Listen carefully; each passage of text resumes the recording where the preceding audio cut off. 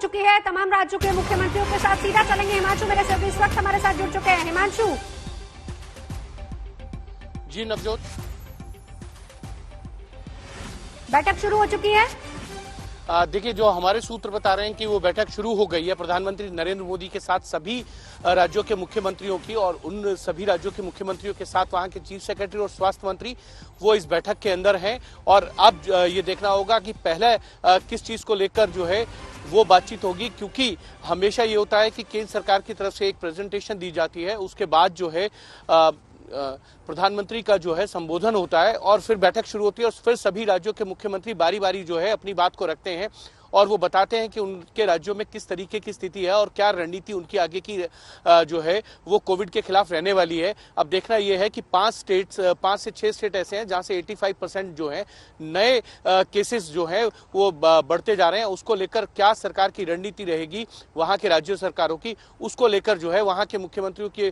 जरूर ब्रीफ करेंगे और वैक्सीनेशन की ड्राइव को कैसे तेजी से लाया जाए और आम जनता तक कैसे पहुंचाया जाए, इसको लेकर भी जो है वहां से फीडबैक दिया जाएगा सभी राज्यों के मुख्यमंत्रियों के द्वारा। और वो क्या केंद्र सरकार से मदद चाहते हैं इसको लेकर भी जो है वो केंद्र सरकार तक अपनी बात को रखेंगे सभी राज्यों के मुख्यमंत्री। लेकिन बड़ी बात यह है कि अहम बात की तीसरे फेज का वैक्सीनेशन कब शुरू किया जाए और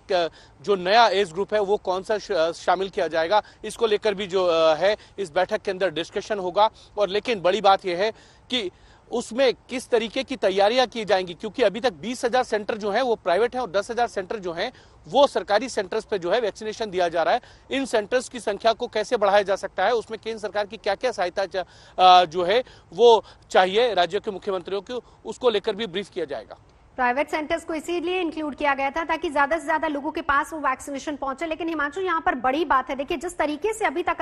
अगर हम हिंदुस्तान की बात करें और जो रणनीति केंद्र सरकार ने अपनाई, जब भी लॉकडाउन बढ़ाने या फिर वैक्सीनेशन तक की भी बात आती थी तब हमेशा एक इसी तरीके की बैठक हुई है जिसमें राज्यों के मुख्यमंत्रियों से चर्चा की गई, उनसे सुझाव लिए गए। लेकिन इस बार जब केसेस बढ़ रहे हैं वो भी ऐसे समय में जबकि वैक्सीनेशन प्रक्रिया भी लगातार जारी है, सबसे बड़ा चैलेंज क्या रहेगा?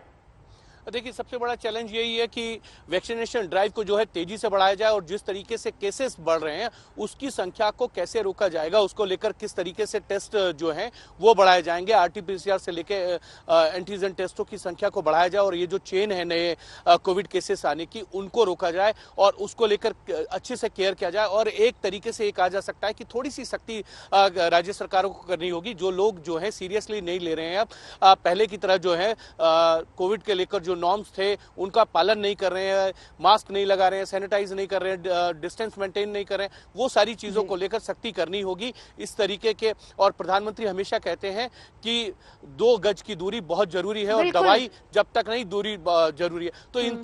तमाम चीजों को लेकर प्रधानमंत्री की तरफ से जरूर निर्देश जो है वो राज्य सरकारों के मुख्यमंत्रियों को दिए जाएंगे।